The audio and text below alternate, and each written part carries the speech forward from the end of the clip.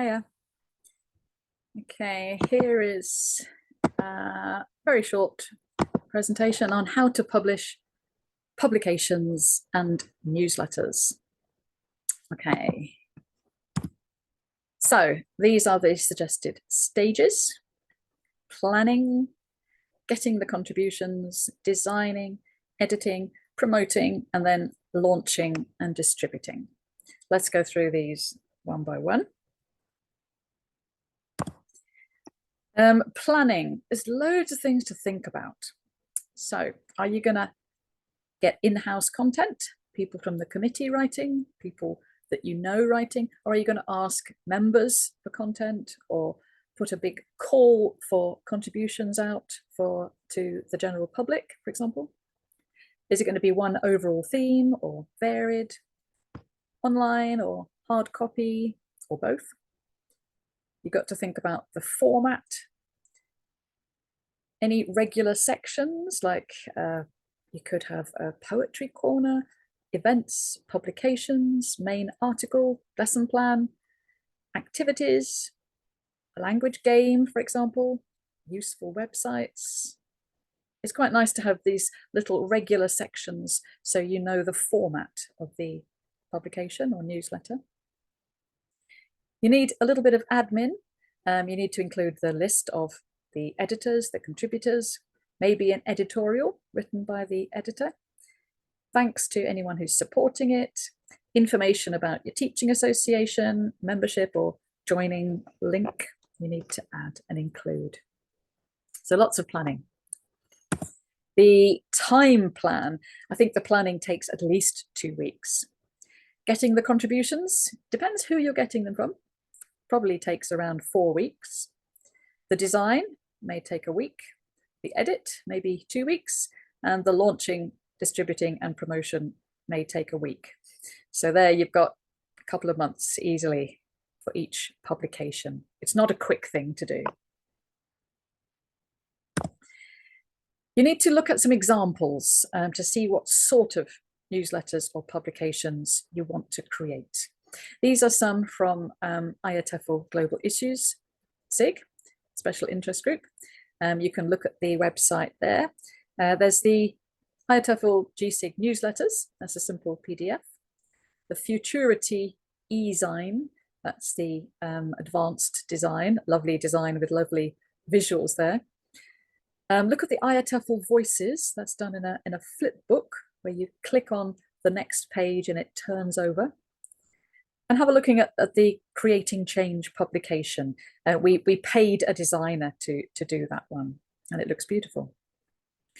You can have a much simpler form to start, just a two-sided sheet of paper. Getting the contributions, you can put out a call for contributions, for example, on Facebook, but you need to say exactly what you want, how you want it, when you want it by, and where they need to send it to. So remember the what, how, when, and where. If you need their author information as well, include that in the how. For example, a brief bio of 20 to 30 words and a photo of the author. Or, of course, you can ask specific people for specific contributions if you know exactly what you want from each person. Designing the publication can be incredibly difficult, or it can be quite easy. So there are loads of free formats. You could do a simple PDF, Microsoft Publisher, if you have that. Canva is a good website for small leaflets. Flipsnack is good for flipbooks. The Microsoft Word templates are great. And there's this one called Vista Create that can help you do newsletters.